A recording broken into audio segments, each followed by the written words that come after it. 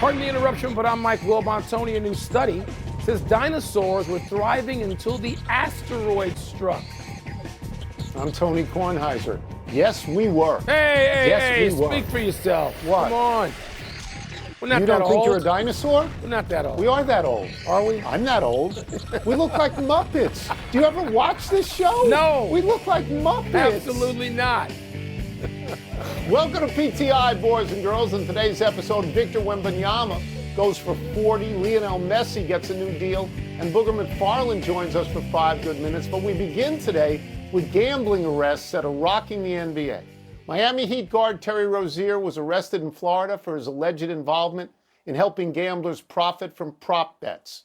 And Portland coach Chauncey Billups was arrested in Oregon and linked to an illegal poker playing operation with ties to the mafia. The NBA immediately put them both on leave from their teams. Wilbon, what questions does this raise in your mind? Tony, I guess one big question, and that's how widespread is this? What's going to be the reveal ultimately? I mean, the NBA can conduct all the investigations it wants. It doesn't have the power of subpoena. And the FBI is going to get a lot more answers than the NBA, even if the NBA pressed hard. But let me declare some baggage for a second. When you throw Chauncey Billups' face up there, that hits close to home for me. Chauncey Billups is somebody that had a really good relationship professionally when he was a player, an important player in the NBA with the Detroit Pistons and the Nuggets. And then when Chauncey wanted to go into broadcasting, I was one of the people that he talked to early on. And he worked for this network, and we became friends, and it's been a long time. And I like and respect Chauncey Billups. And so this news is just jarring to me that allegedly Chauncey is involved in whatever this is. And I really had a hard time just sort of concentrating and reading it all, thinking, what in the world are we talking about? And so we're going to find out, I guess, what we're talking about, whether it pertains to many others, players, other coaches. What are we talking about? How widespread is it? This is a really bad look for the NBA as they start their season. Look, on these gambling types of stories, they are very complicated and they're very murky, and that is because all the sports leagues now have sports betting partners, and they encourage people to bet, including this network with ESPN Bet, right. Including this one. So I understand betting is legal, but I don't think it's too much to ask of a player or a coach. Do not engage in this. Absolutely do not have anything to do with your own sport, and you probably shouldn't have it with any others. So that if Rozier is found to have cooperated with gamblers, if he had shaded his own performance so that people could profit on prop bets, then he should be banned for life. There's no, who's the other guy? Jonte Parker was. He should be banned for life if that's true. The complicating factor here, Mike, is that the complicating factor here is that the NBA investigated this prior to this and cleared him, which leads you to two conclusions. One, that the investigation wasn't very good, or two, like his lawyer said, this is a show arrest and it's unjust. In either case, you have to get him off the field of play at that point. As for Chauncey Billups, you have to do the same thing. He cannot be coaching while this is going on. What are the notes that I took here? Because what if it's wider, Mike? I know your relationship with him. What if it's wider? What if there's more betting, and what if he participated in? You can't have it. Right. So the appearance of it is just so heavy. The NBA needs to protect the integrity of its product. No doubt. And we will watch and see what happens. One small thing I want to add: when you bet from your phone, as everybody does now, it goes into an enormous data bank, and people can look at it and see where there are odd patterns of betting, where the red flags are. So I tend to trust these things. Yeah, let's go to actual basketball action in the NBA. Last night in the marquee game, Victor Wembanyama scored 40 points and got 15 rebounds as San Antonio rolled Dallas by 33 points. Cooper Flagg made his NBA debut in that game and said it was not great after scoring 10 points and grabbing 10 rebounds in 32 minutes. Philadelphia's top draft pick, VJ Edgecombe, scored 34 points, the most by a rookie in a debut since, Wilt Chamberlain 66 years ago. And the Sixers beat the Celtics, and Joel Embiid returned to the court in that game and looked slow, scoring only 4 points on 1 of 9 shooting. So, Wilbon, what stood out to you most from last night's results? Oh, you know this because I called you this morning and said, I do. Wembanyama. That stands out. Right. Okay, it's like last week's question. What stood out? Shohei and Wembanyama. Those are the two most exciting, dynamic, unbelievably spectacular athletes in the world right now. And watching Wembanyama last night was like watching a combination of a young Lou Alcindor, Wilt, who you already mentioned, and Akeem Olajuwon. It's unbelievable. Wembanyama put Cooper Flagg and Anthony Davis in his pocket. He went into Dallas and he trucked them. It was unbelievable what he did. I cannot wait to see him for the next game. San Antonio might be further along as a team than I thought, but Wembanyama is the answer to everything. All right, so it's one game, 1 of 82, and by next week, things could change completely. Cooper Flagg could be getting 35 points. Edgecombe could be getting 12. But as I look at this, and I knew you would feel that way about Wembanyama, so I'm going to go a different way, and I'm going to talk about Joel Embiid at the moment. Because it doesn't matter how good Edgecombe is. Joel Embiid is more important to the Philadelphia 76ers in the near term than anybody else. And if he's slow, and if he's winded, and if he can't defend the rim, then Philadelphia has absolutely no chance. You saw Wembanyama last night. Did you see Antetokounmpo? These two guys were flying. They were way above the rim. Those are the guys that Embiid has to guard, right? That's the important thing. So I want to know, when does he get into game shape? When does Embiid do that? Because you remember, Mike, a couple of years ago played 19 games. Last year played 36, or maybe we revert 31. Yeah, and he's had the same operation on his meniscus 4 different times. Four different times. Well, it's maybe Wembanyama's year, but I'm interested at the moment in looking at Embiid with a performance. I hear you on that, Tone. I love him, but I hear you. And Edgecombe. Philadelphia's got some guards now. He and Maxey. That's nice to see. Now, to baseball's 2 newest managers. The Angels signed former catcher Kurt Suzuki to a rare 1-year deal that matches the amount of time that GM Perry Minasian has left on his deal. Meanwhile, the Giants are giving 3 years to Tony Vitello, who makes the unprecedented leap from college coaching to Major League managing. Tone, which decision is more curious to you? Well, there's nothing curious about Suzuki. I mean, he's a catcher. Eventually, all catchers become managers. He spent a long time in the major leagues, and then he worked in the major leagues. It makes all the sense in the world to hire him. The curiosity is that it's a 1-year deal, but that's because his pal, who's the GM, is on the last year of his deal. So he probably couldn't get Suzuki any more than that. Look, it's a terrible job, Mike. The Angels haven't had a winning record in the last 10 years, and Suzuki's going to be their 6th manager in the last 8 years. So, but in terms of the hire makes all the sense in the world. The other guy is a different story. He has not played in the major leagues. He has not coached in the major leagues, not one day. And baseball players, they're going to look at this guy with a tremendous amount of skepticism. Prove it. Tremendous. And so if Buster Posey needs to literally walk with him and put his arm around him from the beginning of spring training and sell this guy to the players, and I'll be brief with this.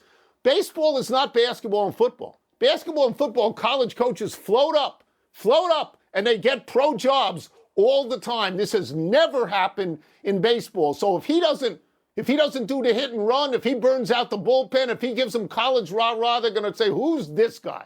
Who's this guy? So he could be the greatest manager of the world, but that's the more curious hire. Well, it's curious because we don't know what he's going to be allowed to do. And I'm not saying that Buster Posey is in some conspiracy, because I don't believe that. But we know managers now have to deal with people upstairs. This is not Earl Weaver and Leo DeRocher and Billy Martin. That's right. This isn't that. These guys have people meddling from above every pitch of every game. So I'm wondering how that's going to work out. And can Buster Posey either avoid it, or can he be the buffer between it? Can we find out what this guy, what does he know? And maybe he can float up if he's got some independence, maybe. Yeah, I'll just say this. Max Scherzer played for him in college and loves him. Scherzer loves him. He developed crochet as well. I mean, he may be great. Let's take a break. When we come back, is LSU looking at its 3rd loss of the season on Saturday? And what would that mean for Brian Kelly? We're going to ask LSU's own Booger McFarland. We'll also ask him to break down tonight's game between the Vikes and the Chargers in uniforms I would fire people over. I would say whoever came up with that idea to wear that. Pardon the Interruption is presented by the refreshing taste. You are watching Pardon the Interruption, presented by Twisted Tea Hard Iced Tea, part of Happy Hour.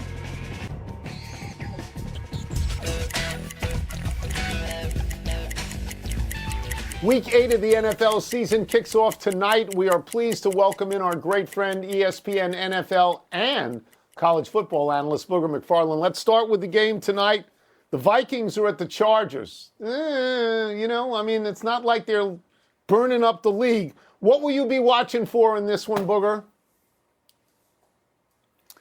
Well, let's first start with the Vikings. I'm trying to figure out, where is J.J. McCarthy? We thought this was going to be the year where we grow J.J. McCarthy. He's supposed to get some experience, especially after he missed last year, and we're still out with this high ankle sprain. So that's number one.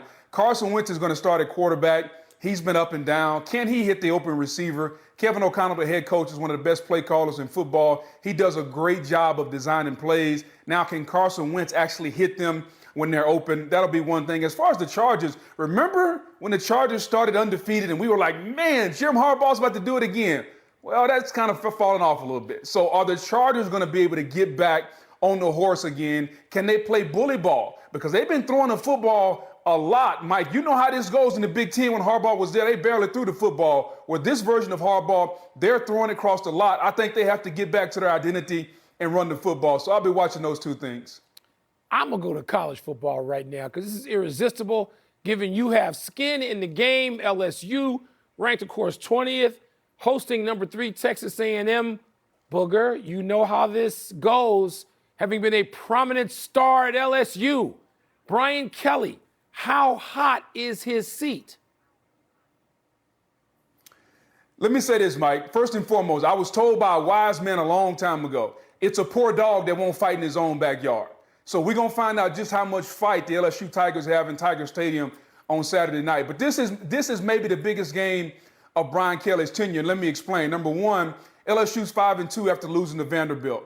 They play Texas A&M at home Saturday night. They got a bye week next, then they go to Alabama. So you're essentially, if you lose Saturday night, you're not going to be favored against Alabama. You could be 5-4 with 3 games left after you told everybody you spent $20 million on a roster. This coming off the fact that Florida has fired Billy Napier. Penn State has paid hundreds of millions to get rid of James Franklin. Money doesn't seem to be an object anymore. I just want to know where everybody's getting it from. But this is, I think, the biggest game of the Brian Kelly era so far because of what's at stake, because of the era we're in, and because of the expectations that the LSU fan base, and not only the fan base, but the LSU coach said himself, this is a playoff team. So this is the biggest game of his career so far. Let's go to a place in your old conference where expectations aren't quite as great. Vanderbilt. That last year was Indiana, which started ascending in ways that we in the Big Ten are not accustomed to. Now it's Vandy, Booger, playing against Mizzou, which is ranked. Do you have, faith or confidence, or what do you think of Vandy being a guy who used to beat up on Vandy? Yeah, well, listen, Vandy's a really good team. Can they be a great team and win a college football playoff game or two? I don't know that yet. Now, here's why I say that. Diego Pavia should be in the Heisman Trophy conversation. I've never seen, maybe since Tebow, has a player galvanized a team, a university, and they follow his heartbeat. He is unreal. He wills them to win sometime. Here's the problem. The biggest determining factor in wins and losses in college football is turnovers and explosive plays. Their leading receiver is the tight end. Okay, you got to get some explosive plays down the field to some wide receivers. They've struggled getting those. But Mike, think about this. If we like Cam Scatterboo in the National Football League, to me, Diego Pavia is the Cam Scatterboo of college football. He'll run over you. He'll throw the football. He can do whatever it takes. And everybody at that university should be proud. Clark Lee, the head coach, has turned them around. This isn't the same old Vandy. And it pains me to say that, especially after they beat LSU last weekend. We will get you out of here on this. We will go back to the NFL. Tua said yesterday that his 6'1" height may be preventing him from locating receiver Jalen Waddle as much as he'd like, to which I add parenthetically, what? How would you feel about that comment if Tua were your teammate? There's so much to unpack there. Number one, Tua should just stop talking. Like every time he says something, then we got to come on TV and all of us have to talk about it, trying to figure out what the hell is he trying to say. That's number one. Number two, if Tua is 6'1", I need to be playing in the NBA because I'm 6'7". Like I've stepped, there's no way Tua is 6'1". All right, if Tua is 6'1", Mike has hair, and Tony, you also got a full beard that's black. Like I can say you a lot of different things. So that's number two. Number three, understand this. Height has never been a determining factor when you play in the shotgun so much. So the fact that he's 6'1" really doesn't matter. He's in the shotgun. So you should be able to see guys down the field and throw them open. So I just think right now, every time Tua says something, it comes across as if, I'm not going to say it's not intelligent, but it comes across, he's kind of putting his foot in his mouth over and over and over. I just wish he would go out, stop throwing interception, play football, and let your play do the talking. I remember the time when we were growing up, guys, and you guys are a little older than me, but we let our actions speak loud for us. Too many times right now, these kids want to tell us what they're going to do and tell us what's happening. Just go out and show us, big guy, because right now there's a lot of turmoil in Miami, and I'm afraid that the turmoil is going to lead to a lot of people losing their jobs, and maybe the quarterback is one of them. Agreed with all of that. No doubt, Thank you, Booger. No and doubt. very Thank nice you. shirt from Chichesi Creek. Good shirt. I love it. Appreciate it, Tony. Have a good one, guys. Let's take one last break. Still to come. Sean Payton says he meant no offense to Russell Wilson. You're right. Sure. I took offense. Sure. 38-year-old Lionel Messi, Tony's boy, signs up for more years in Miami. So Booger's got a Chichesi Creek shirt on. I've played that a bunch. It's in the Low Country in South Carolina. Okay. Can we get you down there, Mike? Can we get you down to play that course? Maybe depends on next year who else is down there. Pardon the Interruption is presented by the refreshing taste of Twisted Tea Hard Iced Tea. Please drink responsibly. Part of Happy Hour. Happy time, people. Happy 28th birthday, Nick Bosa. Bosa was Defensive Rookie of the Year for the 49ers in 2019 when he came out of Ohio State as the second overall pick in the draft. Bosa has made the Pro Bowl 5 times, every year he wasn't hurt, and was Defensive Player of the Year in 2022 when his 18.5 sacks led the league. But Bosa missed 2020 with a torn left ACL, and now he's missing the last 14 games of this season because he tore his right ACL in Game 3. Nick Bosa should not be confused with his older brother Joey Bosa, who has also been to 5 Pro Bowls and was also named Defensive Rookie of the Year. Joey Bosa played 10 seasons with the Chargers and is now in his first year with Buffalo. The 49ers so far, Tony, are surviving a lot of injuries, including Bosa's we just went over. Kyle Shanahan doing a hell of a job. I don't know how long it's sustainable. It's still professional sports, which is about players. But man, that staff needs to be applauded in San Francisco. Happy anniversary, Joe Carter. On this day 32 years ago, the Toronto outfielder hit the most famous home run in franchise history. With the Blue Jays trailing Philadelphia 6-5 in the 9th, Carter hit a 3-run shot off closer Mitch Williams to give the Blue Jays their second straight World Series championship. Carter joined Bill Mazeroski as the only players to hit World Series winning walk-off homers. That was the last game Toronto played in the World Series, but now they get more, courtesy of the franchise's second most famous home run, George Springer's 3-run shot in Game 7 against Seattle on Monday. Carter watched that homer and said, quote, "My heart was beating 10,000 beats per second," unquote. Tony, that Joe Carter video is something I never get too much of. And to me, it's the definition of joyous. That moment, I mean, that was natural. It wasn't some phony, stupid bat flip. I mean, it was Joe Carter, who'd been around the block and who'd had some games in his life and played some important games. Wow. Why don't we see, can't they get him to Toronto? Can't Joe Carter be in like a seat in Toronto instead of at home in Kansas? Probably will be. Probably throw out a pitch. Happy trails to Lionel Messi moving on. The 38-year-old has signed on for up to 3 more seasons with Inter Miami. Messi shows few signs of slowing down, finishing atop the MLS in regular season goals with 29 over 28 games. He leads his squad into a best-of-3 playoff series against Nashville SC starting tomorrow night. His contract is significant for Inter Miami as the franchise has locked in the biggest season ticket draw in the league ahead of its move from Fort Lauderdale to a brand new stadium in Miami next year. You got skin in the game? Miami, Nashville, you want to break it down? You want to tell me who you got No, in that best of 3 series? I got people in pink shirts. I think they're really cool. Let's go to the big finish. Let's do it. Broncos coach Sean Payton says he did not mean to insult Russell Wilson in any way, shape, or form. I'll bet you don't believe him. Was this classless is not enough? You got to go move toward liar, too? Really? The Blue Jays have decided to start rookie Trey Savage in game 1 against Blake Snell. Is that a good choice? He's been very good in the playoffs, but Snell has been great. There's a difference. Trey Young said getting blown out at home by the Raptors was embarrassing. What would you call it? Just game 1. I mean, it was sort of anonymous. When Banyama was on, it was hard to watch anything else. Sharks and Rangers tonight. Will San Jose get its first win of the season, Tom? I just want to see the Rangers score goals at home, which they didn't do the first 3 or 4 games, right? Last one, Nuggets and Warriors tonight. Who you got? Man, you know how much I love the Warriors, but the Nuggets, if they're healthy and Jokic is out there, they're going to be hard to beat. We're out of time. We will try to do better the next time. I'm Tony Kornheiser. And I'm Mike Wilbon. Same time tomorrow, Knuckleheads. And now, your sports.